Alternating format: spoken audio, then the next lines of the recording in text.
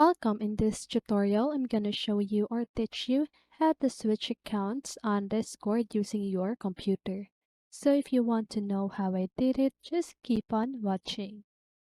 So first of all, you want to open your Discord, click on the user settings at the lower left part of your screen.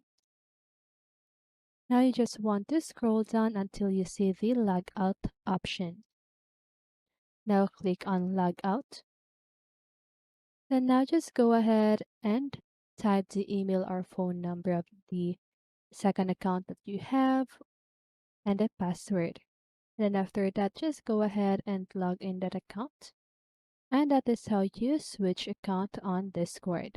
So I hope this video helped you, and if it did, make sure to like, subscribe, and hit the bell notification so you won't miss a video.